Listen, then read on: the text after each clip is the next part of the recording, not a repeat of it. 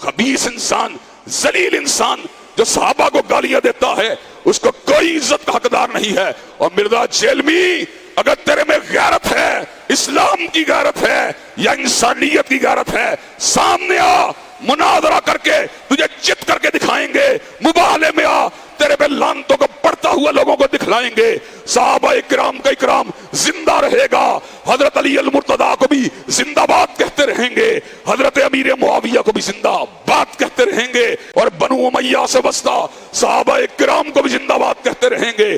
ہم اتنے بے غیرت نہیں کہ الفاظ بکیں کہ ہم صحابہ کے دور میں ہوتے ان کے پر تلوار رکھ لیتے، فڑے مت تیرا، ترفڑے مت تیرا، تیرے منہ پہ تھوکنا چاہیے۔ اور میں یہ بات کہتا ہوں، اگر انتظامیہ میں اسلام کی غیرت ہو اور شاعر دین کی پاسداری ہو تو مرزا کو عمر قید کی سزا ہونی چاہیے، پابند سلاسل ہونا چاہیے، زبان بندی کے اوپر کام ہونا چاہیے۔ کیا مرزا کی زبان بندی ہونی چاہیے کہ نہیں ہونی چاہیے؟ اور مرزا کی زبان بندی ہونی چاہیے کہ نہیں ہونی چاہیے؟ انشاءاللہ وہ مرزے چوہے بے غیرت انشاءاللہ تجھے تیرے بل سے نکال کے چھوڑیں گے۔ کتنی دیر تو سکرین کے بھی چھپا رہے گا؟ انشاءاللہ وقت آئے گا جیلم کے چوک میں تجھے پکڑیں گے، تجھے چھتر ماریں گے، تجھے اللہ کے فضل و کرم سے جیل میں بھجوا کے چھوڑیں گے، اور اللہ کے فضل و کرم سے صحابہ کرام کے تقدس کا نعرہ لگا کے چھوڑیں گے انشاءاللہ، کابرین امت کا دفاع کر کے چھوڑیں گے انشاءاللہ۔ حضرات گرامی قدر، جس اہم امر کی طرف آپ کی توجہ کو مبذول کروانا چاہتا ہوں وہ یہ ہے کہ اللہ تبارک و تعالیٰ نے قرآن مجید میں ایک ایسے اصول کئی بتلائے ہیں اور احادیث طیبہ میں ان کو انڈوس کیا گیا ہے کہ مومن و مسلمان سے جب غلطی ہو جاتی ہے، جب وہ دنیا سے چلا جاتا ہے، تو پھر ہمیں اس کا بغض اپنے دل میں نہیں پالنا چاہیے، ہمیں پھر دعا مانگنی چاہیے، ربنا اغفر لنا ولاخواننا الذین سبقونا بالایمان، اے ہمارے پروردگار ہمیں بھی معاف کر دے اور جو ایمان پر رخصت ہوئے انہیں بھی معاف کر دے۔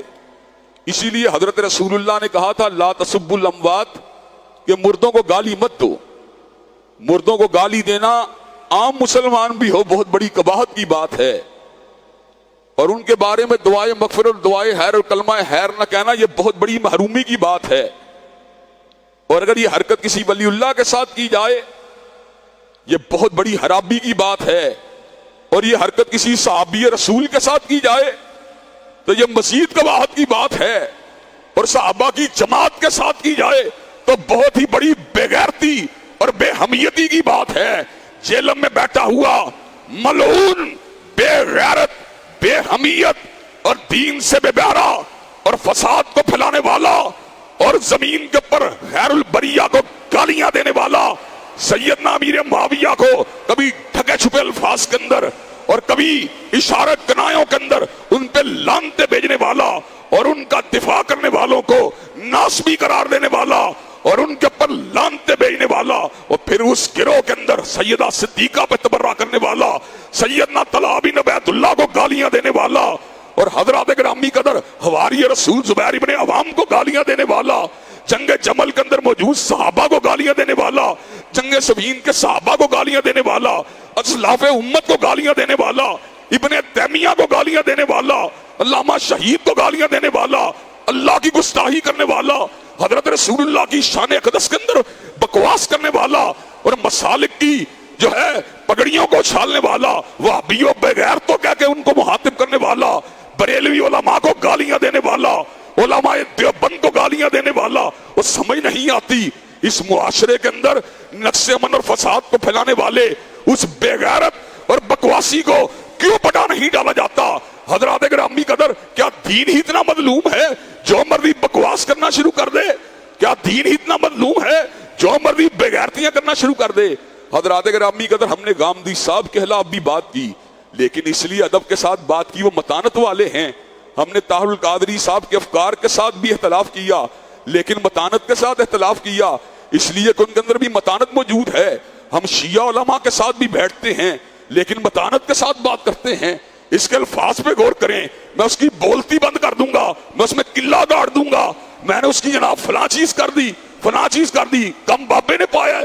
اس بکواس کرنے والے کو، بےہودہ زبان بولنے والے کو، جسے ڈائلاگ کرنے کی صلاحیت نہیں ہے اور ہر ایک کو تو تکار کر کے بات کرتا ہے، اور سامنے آ بے غیرت چوہے چھپا ہوا ہے، کہتا ہے مجھ سے بات نہیں کرتے، کوئی بڑا سامنے لا، اور بے غیرت میں تجھے قیامت تک چالی دیتا ہوں، مرکز میں آ، मुझसे मुनादरा करने के लिए तैयार हैं, मुबाहला करने के लिए तैयार हैं। शर्त यह है लिख के दो, तेरी शिकस्त जो है तेरे फिरके की शिकस्त होगी, और लिख के दे बेगैरत, तेरी शिकस्त इब्लीस की शिकस्त होगी।